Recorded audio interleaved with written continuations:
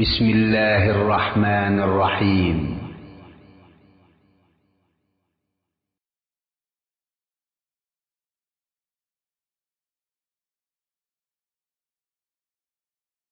اعوذ باللہ من الشیطان الرجیم. بسم اللہ الرحمن الرحیم. شروع اللہ کے نام سے جو بڑا مہربان نہایت رحم والا ہے. قد افلح المؤمنون بے شک ایمان والے رستگار ہو گئے. الذين هم في صلاتهم خاشعون جو نماز میں عجز و نیاز کرتے ہیں. والذين هم عن اللغو معرضون اور جو بیہودہ باتوں سے منہ موڑے رہتے ہیں. والذين هم للزكاة فاعلون اور جو زکوٰۃ ادا کرتے ہیں. والذين هم لفروجهم حافظون اور جو اپنی شرمگاہوں کی حفاظت کرتے ہیں. إلا على أزواجهم أو ما ملكت أيمانهم فإنهم غير ملومين مگر اپنی بیویوں سے یا کنیزوں سے جو ان کی ملک ہوتی ہیں کہ ان سے مباشرت کرنے سے انہیں ملامت نہیں. فمن ابتغى وراء ذلك فأولئك هم العادون اور جو ان کے سوا اوروں کے طالب ہوں وہ خدا کی مقرر کی ہوئی حد سے نکل جانے والے ہیں. والذين هم لأماناتهم وعهدهم راعون اور جو امانتوں اور اقراروں کو ملحوظ رکھتے ہیں. والذين هم على صلواتهم يحافظون اور جو نمازوں کی پابندی کرتے ہیں. أولئك هم الوارثون یہی لوگ میراث حاصل کرنے والے ہیں. الذين يرثون الفردوس هم فيها خالدون یعنی جو بہشت کی میراث حاصل کریں گے اور اس میں ہمیشہ رہیں گے. السلام علیکم ورحمۃ اللہ. الحمدللہ والصلاۃ والسلام علی رسول اللہ. اما بعد، آج بتاریخ 16 جمادی الثانی مطابق 19 مئی سن 2011 بروز جمعرات ہمارا ماہانہ اجلاس عام منعقد ہو رہا ہے. موضوع ہے آؤ کامیابی کی طرف. آؤ کامیابی کی طرف یہ وہ پکار ہے جو دن میں 5 مرتبہ مؤذن کی آواز میں بلند کیا جاتا ہے. حی علی الفلاح، آؤ کامیابی کی طرف. یہ اس قدر اہم پکار ہے کہ اللہ تبارک و تعالیٰ نے اس کو بار بار بندوں کو یہ آواز لگانے کے لیے، ندا لگانے کے لیے حکم دیا ہے. اور اگر 5 بار ہی کیا بلکہ 10 مرتبہ، کیونکہ 2 بار حی علی الفلاح کہا جاتا ہے تو 10 مرتبہ پکارا جاتا ہے. اور اگر اقامت کو بھی ملا لیا جائے، اکہری اقامت کو، تو 5 مرتبہ اور ہو گیا 15 مرتبہ. اور اگر دوہری اقامت ہو تو 20 مرتبہ یہ پکار ہر 24 گھنٹے میں ایک مسلمان کے کان میں پڑتی ہے. یا اللہ تبارک و تعالیٰ کی طرف سے اسے مشروع قرار دیا گیا ہے کہ 20 مرتبہ اسے کم سے کم پکارا جائے.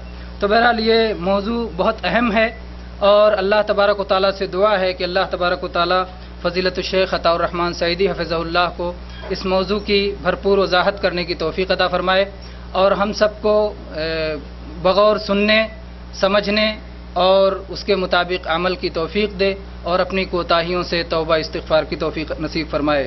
آمین.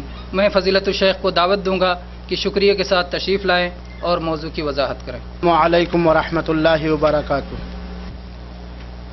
الحمد للہ نحمده ونستعینه ونستغفره ونؤمن به ونتوکل علیہ ونعوذ باللہ من شرور انفسنا ومن سیئات اعمالنا. من يهده الله فلا مضل له ومن يضلله فلا هادي له. وأشهد أن لا إله إلا الله وحده لا شريك له وأشهد أن محمدا عبده ورسوله. أما بعد، فإن خير الحديث كتاب الله وخير الهدي هدي محمد صلى الله عليه وسلم وشر الأمور محدثاتها وكل محدثة بدعة وكل بدعة ضلالة وكل ضلالة في النار. أعوذ بالله من الشيطان الرجيم. بسم الله الرحمن الرحيم. قد أفلح المؤمنون الذين هم في صلاتهم خاشعون. ہے کار دنیا میں تیری، ہے کار دنیا میں تیری چستی و چالاکی بڑی، کیا بندگی میں پڑ گئی تجھ پر بلا اے بے نماز. وہ ایک سجدہ جسے تو گراں سمجھتا ہے، وہ ایک سجدہ جسے تو گراں سمجھتا ہے، ہزار سجدوں سے ہوتی ہے آدمی کی نجات. حاضرین کرام، قابل احترام ساتھیوں اور دوستوں، اور اس ماہانہ پروگرام میں آنے والی میری بہنوں، آج کے اس ماہانہ پروگرام کا جو عنوان آپ کے خادم نے چنا ہے وہ ہے آؤ کامیابی کی طرف. سب سے پہلے یہ عنوان میں نے اپنے لیے چنا ہے اور پھر ایک دینی ذمہ داری محسوس کرتے ہوئے آپ لوگوں کے لیے چنا ہے. اللہ تعالی سے بخلوص دعا ہے کہ رب العالمین سارے مسلمانوں کو کامیابی سے ہمکنار فرمائے، دنیا میں بھی سعادت نصیب فرمائے اور مرنے کے بعد راضی ہو کر کے جنت الفردوس نصیب فرمائے. آمین. میرے بھائیوں اور ساتھیوں، انسانی مشینری پر اگر ہم غور کریں تو ہر انسان چاہے اس کا تعلق اسلام سے ہو یا اس کا تعلق ان لوگوں سے ہو جو اسلام کے دشمن ہیں، ہر انسان اپنے سارے کاروبار میں، اپنے سارے مقصد میں، اپنے سارے ہدف اور مشن میں اچھے سے اچھے طور پر کامیاب ہونا چاہتا ہے، کامیابی چاہتا ہے. ناکامی، نامرادی کسی بھی عقل مند انسان کو پسند نہیں ہے. ناکامی، نامرادی کسی بھی عقل مند انسان کو پسند نہیں ہے. اسی لیے دیکھیے، اکثر ہم لوگ سنتے ہیں کہ فلاں آدمی اپنے مقصد میں ناکام ہو گیا، ہارٹ اٹیک ہو گیا، مر گیا. جیسے کہ آپ لوگوں نے سنا ہے کچھ دن پہلے جو کرکٹ میچ ہوا، کچھ کرکٹ کے عاشقوں نے اتنا عشق کیا کرکٹ سے کہ ٹی وی دیکھتے دیکھتے جب ان کی ٹیم ہاری تو گرے مر گئے، کیونکہ مقصد میں وہ ناکام ہو گئے. لیکن اللہ کی اس پیدا کی ہوئی دھرتی پر بسنے والا وہ انسان جس کا ایمان اللہ تعالی پر ہے اور رسول اللہ صلی اللہ علیہ وسلم کی رسالت پر ہے، جنت اور جہنم پر ہے، اس انسان کی نگاہ دو چیزوں پر ہوتی ہے اور دونوں چیزوں کے اندر خاطر خواہ کامیابی حاصل کرنا چاہتا ہے. دنیا کی سعادت اور نیک بختی چاہتا ہے اور اس سے بڑھ کر آخرت کی سعادت چاہتا ہے. مسلمان اہل کفر سے بالکل الگ تھلگ ہے اپنی سوچ میں، اپنی فکر میں، اپنی تدبیر میں. جو حقیقی مسلمان ہوتا ہے وہ دنیا میں بھی ہر طرح کامیابی، سعادت مندی اور نیک بختی کا چاہنے والا اور خواہاں ہوتا ہے اور اس کے لیے شریعت کے دائرے میں رہ کر کے کوشش کرتا ہے. لیکن دنیاوی کامیابی سے بڑھ کر اس کی نظر ہوتی ہے آخرت کی کامیابی پر.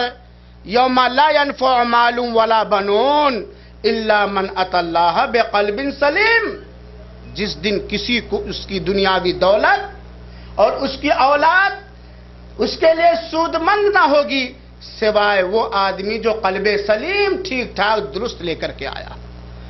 مومن کی نگاہ اس دن کی کامیابی حاصل کرنے پر مرکوز اور جمی رہتی ہے جس دن کے بارے میں اللہ تعالیٰ نے فرمایا ہے اقرا کتابک کفی بنفسک الیوم حسیبا. لے اپنا نامہ اعمال پڑھ لے اور اپنا حساب و کتاب کر لے. ایک مسلمان کی نگاہ، ایک مومن کی نگاہ اس دن کی کامیابی پر ہوتی ہے جس کے بارے میں اللہ رب العالمین نے فرمایا ہے فَأَمَّا مَنْ أُوتِيَ كِتَابَهُ بِيَمِينِهِ فَيَقُولُ هَاؤُمُ اقْرَءُوا كِتَابِيَهْ إِنِّي ظَنَنتُ أَنِّي مُلَاقٍ حِسَابِيَهْ فَهُوَ فِي عِيشَةٍ رَاضِيَةٍ. مومن کی نگاہ اس زندگی کی کامیابی پر ہوتی ہے جس کے بارے میں اللہ رب العالمین نے فرمایا ہے فَأَمَّا مَنْ ثَقُلَتْ مَوَازِينُهُ فَهُوَ فِي عِيشَةٍ رَاضِيَةٍ. جس کے میزان بھاری پڑ گئے وہ خوش و خرم زندگی گزارے گا. اور الحمدللہ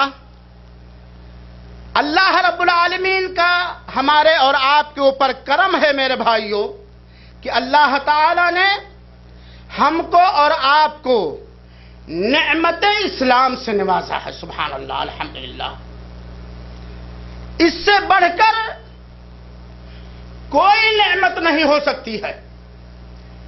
نعمت ایمان، ایمان کی نعمت اور اسلام کی نعمت سے بڑھ کے کوئی نعمت نہیں ہو سکتی ہے. یہی وہ نعمت ہے کہ جس کے ذریعہ انسان اپنے مقصد تخلیق کو پہچانتا ہے.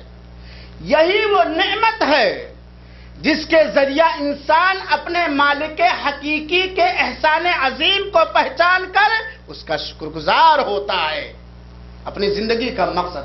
تو نعمت اسلام سے بڑھ کر کوئی نعمت نہیں. جب اسلام کی دولت سے بڑھ کر کوئی دولت نہیں، اسلام کی نعمت سے بڑھ کر کوئی نعمت نہیں، تو ظاہر سی بات ہے اس نعمت کی ہم کو اور آپ کو اور سارے مسلمانوں کو جو بھی لا الہ الا اللہ محمد رسول اللہ کو صدق دل سے پڑھتے اور اقرار کرتے ہیں، سارے مسلمانوں کو چاہیے کہ اس عظیم نعمت کی مکمل قدر اور عزت کریں. کیا بات سچ ہے کہ نہیں؟ بات سچ ہے کہ نہیں؟ کیونکہ ہمارے نزدیک سب سے پہلی امانت، سب سے قدر امانت، سب سے قیمتی جوہر اور دولت اور سرمایہ اسلام ہے. اور اسی لیے ایک مسلمان کتنا بھی بدعمل ہو، جب وہ اسلام کے خلاف کسی کافر کو سازش کرتے ہیں یا کچھ کہتے ہوئے سنتا تو اس کا خون پھڑپڑا اٹھتا ہے.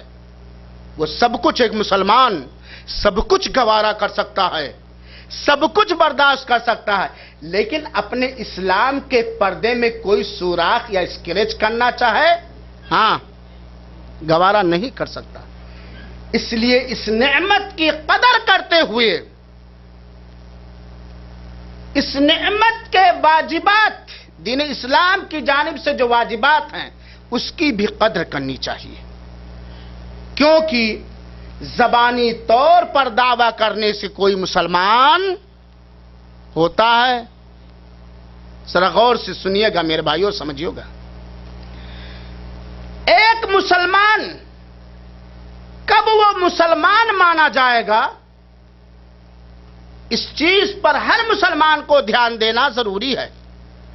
اور ہر ایسی چیز سے اپنے آپ کو بچانے کی حاجت، آوشکتا اور ضرورت ہے جس سے ہم دائرے اسلام سے نکل جائیں، جس سے ہم دائرے اسلام سے نکل جائیں. میرے بھائیوں اور ساتھیوں، توحید اور ایمان سے بڑھ کر کوئی کامیابی کا راستہ نہیں. اور کفر اور شرک اور نفاق اعتقادی سے بڑھ کر ناکامی کا کوئی راستہ نہیں ہے. بات صحیح نا؟ ایمان توحید سے بڑھ کر کوئی کامیابی کا راستہ نہیں. ساری نعمتیں مل جائیں، سارے سہولیات، آسانیاں، آسائشیں، عیش و تنعم کی چیزیں مل جائیں، لیکن اگر ہمارے پاس توحید نہیں ہے، ہمارے پاس اگر ایمان نہیں ہے، تو ہم کامیاب ہو ہی نہیں سکتے. اور اگر کسی کے پاس ہر طرح کی اچھائیاں ہیں، انسانی، سماجی، انفرادی، لیکن اس کے پاس اگر کفر ہے، شرک ہے، نفاق اعتقادی ہے، تو اسے کامیابی قطعاً نہیں مل سکتی ہے. وہ ایسے ہے جیسے کہ زوردار بارش ہوئی اور بارش کے قطروں سے ایک آبلے کی طرح اٹھا بلبلا جس کو کہتے ہیں، اور تھوڑی دیر میں ٹائیں ٹائیں پھیس. توحید اور ایمان اور رسالت کی تصدیق کے بعد، ذرا غور سے سنیے گا، توحید اور ایمان اور نبی برحق صلی اللہ علیہ وسلم کی رسالت معاب کی تصدیق کے بعد سب سے بڑی نعمت اور سب سے بہترین دولت صلاۃ یعنی نماز ہے. توحید اور تصدیق رسالت کے بعد سب سے بڑی دولت اور نعمت یہ نماز ہے. یقین کر لیجئے میرے بھائیو ساتھیو، یہ صلاۃ ہے. یقین کر لیجئے میرے بھائیو ساتھیو. اور کوئی بھی مسلمان جو اہل توحید ہی کیوں نہ ہو، اہل ایمان ہی کیوں نہ ہو، اگر صلاۃ نہیں ہے تو کامیاب نہیں ہے، وہ کامیاب نہیں. توحید اور صلاۃ کا، نماز کا چولی دامن کا ساتھ ہے، چولی دامن کا ساتھ ہے.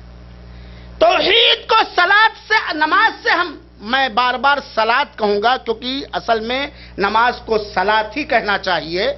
ویسے سمجھانے کے لیے میں نماز کہوں گا، لہذا اس نقطے پر توحید کو صلاۃ سے آپ کہیں الگ نہیں کر سکتے ہیں، کہیں نہیں الگ کر سکتے ہیں. دیکھیے، توحید کا سب سے بڑا نعرہ، پرچم، شعار اللہ اکبر ہے کہ نہیں؟ توحید ہے نا. اور نماز کس سے آپ شروع کرتے ہیں؟ اللہ اکبر. توحید کا سب سے بڑا مرکز سورہ فاتحہ ہے. نماز آپ کہاں سے شروع کرتے ہیں؟ نماز میں ایک عبادت رکوع ہے. رکوع میں آپ کیا پڑھتے ہیں؟ سبحان ربی العظیم وغیرہ وغیرہ. تو توحید سے ہم صلاۃ کو الگ، اسی لیے اللہ تعالی نے وہ سورہ کریمہ جس کو سورہ فاتحہ کہا جاتا ہے، اس کا نام ہی صلاۃ رکھ دیا ہے. سبحان اللہ. سورہ فاتحہ کا نام اللہ تعالی نے کیا رکھا ہے؟